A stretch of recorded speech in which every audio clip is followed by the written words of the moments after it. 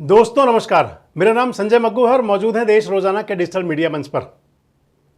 आपसे बात करने चला हूं हरियाणा की राजनीति को लेकर।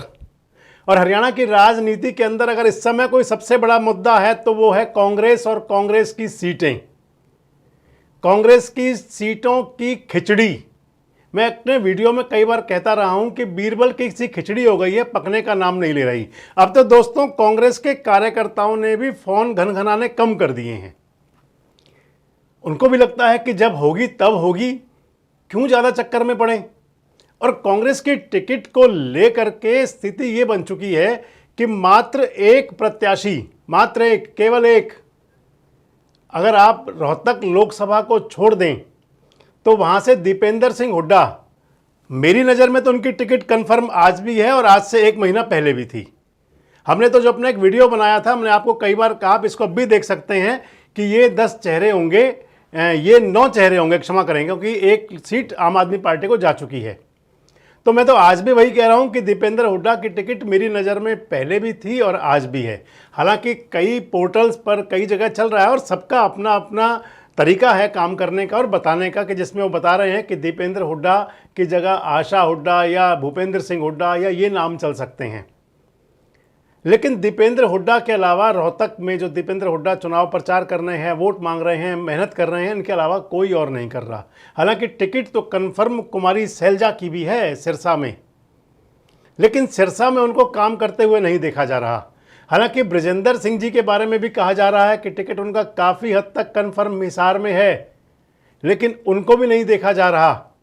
हालांकि टिकट कन्फर्म तो वरुण मुलाना का भी कहा जा रहा है कि अंबाला में है, लेकिन अभी वो भी दिल्ली दरबार की तरफ ज़्यादा रहते हैं।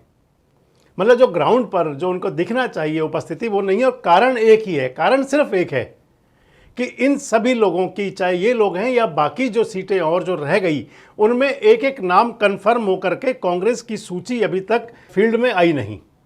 मैदान में कांग्रेस के सूरमा कौन होंगे ये नाम तय हुए नहीं। कांग्रेस की साइड से कौन से वो नेता होंगे जो बीजेपी के प्रत्याशियों को टक्कर देंगे, वो नाम अभी तक तय नहीं हुए। दोस्तों बताया जा रहा है कि अब राहुल गांधी जी के आने के बाद ये तय होंगे।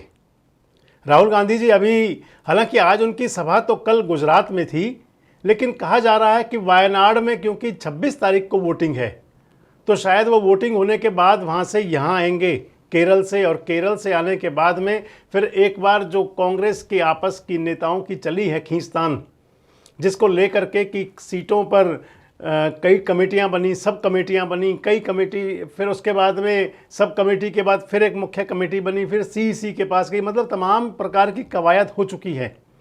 और तमाम कवायदों के बाद जब नाम तय नहीं हो पाया तो फिर अब ये चर्चा है कि हरियाणा कांग्रेस के नेताओं के साथ भी और कांग्रेस के राष्ट्रीय अध्यक्ष मल्लिकार्जुन खड़गे के साथ भी राहुल गांधी जी की एक बैठक होगी और उस बैठक के बाद नाम तय होंगे। तो अब मान लिया जाए कि वो 26 तारीख को, यानी कि कल वोटिंग हो जाएगी और कल वोटिंग होने के बाद में राहुल जी आएंगे वायनाड से, तो हो सकता है वो 26 की रात को ही आ जाएंगे और 27 को वो बैठक का दौर शुरू हो, तो 27 को आए, 28 को आए। वैसे 29 तारीख को हरियाणा में नामांकन का दौर शुरू होगा। 29 तारीख से नामांकन शुरू होंगे और 6 मई तक हरियाणा में नामांकन होने हैं। उसके बाद स्कूटनी होगी, फिर कैंडिडेट्स को सिंबल मिलेंगे, फिर चुनाव प्रचार शुरू होगा और 25 मई को मतदान होगा। जो मैं आपको बता रहा था कि जिन सीटों पर कैंडिडेट फाइनल नहीं हैं उन पर भी, और जिन पर फाइनल लगभग मोहर लगी हुई है उन पर भी, मैं तो आपको बता दूं कि एक बार फिर वही नाम दोहरा दें कि आपको 9 सीटें हैं कौन सी, किन को मिल सकती हैं, और लगभग नाम वही तय होंगे। लेकिन ये जरूर है कि कांग्रेस की जो आपसी नूरा कुश्ती है कांग्रेस के नेताओं की, इस नूरा कुश्ती के चलते, देखो नूरा कुश्ती वो होती है कि जिसका कोई रिजल्ट नहीं निकला करता, उसे नूरा कुश्ती कहते हैं। दंगल के अंदर जब तय हो जाए कि 2 पहलवान, जो 2 मल्ल सामने आए हैं, ये नूरा कुश्ती करने आए हैं, इनका तय है कि ये होना है, रिजल्ट तय होता है पहले से ही। नूरा कुश्ती में सब कुछ तय हुआ करता है, लेकिन इंटरेस्ट उसके अंदर फिर भी बना रहता है। इसलिए जो कांग्रेसियों की जो नूरा कुश्ती है इसको लोग देख रहे हैं कि भाई इस नूरा कुश्ती के बाद में कांग्रेस के लोग कौन से परिणाम पर पहुंचेंगे और फिर किसके हाथ में गदा होगी, यानी कि कौन विजयी निकल करके किसको टिकट दे करके मैदान में भेजा जाएगा।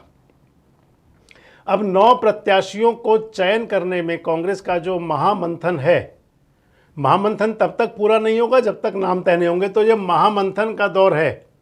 इसके लिए तमाम अखबार, तमाम सोशल मीडिया वेबसाइट्स, तमाम पोर्टल अपने अपने अंदाजे से अनुमान लगाते रहते हैं कि इनकी कटी, इनकी मिली, इनकी आई, इनकी गई, इनकी हुई, इनकी नहीं हुई।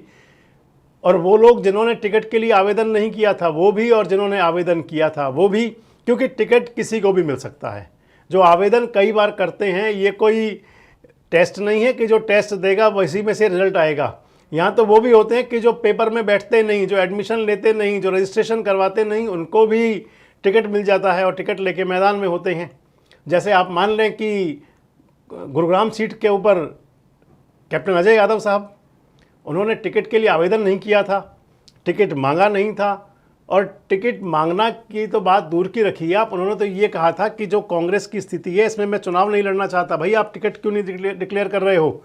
तो टिकटें डिक्लेयर तो अब तक भी नहीं हुई, लेकिन अब कैप्टन अजय यादव पूरे जोर शोर में हैं कि भाई उनका जुगाड़ लग जाए, उनको टिकट मिल जाए। कैप्टन अजय उसमें लगे हुए हैं कि अगर उनको टिकट मिले वो चुनाव मैदान में उतरें, और इसके लिए चाहे वो SR के गुट हो और चाहे फिर राजनीति इंडिया गठबंधन वाली, बिहार वाली राजनीति यहाँ तक आ रही हो, क्योंकि कैप्टन अजय यादव लालू प्रसाद यादव जी के समधी हैं।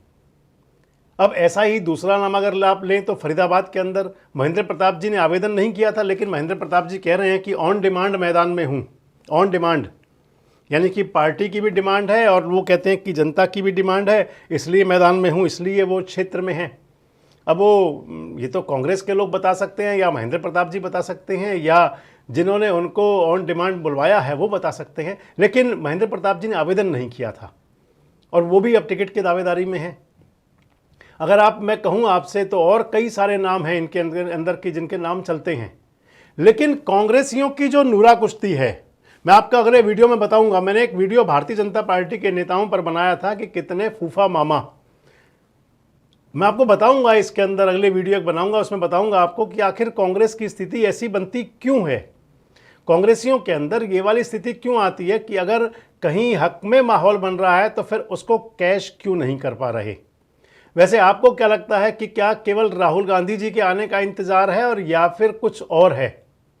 क्या राहुल गांधी के आने के बाद टिकटों का ऐलान हो जाएगा और या फिर उसमें 6 मई तक भी इंतजार करना पड़ सकता है कांग्रेस के नेताओं कार्यकर्ताओं को?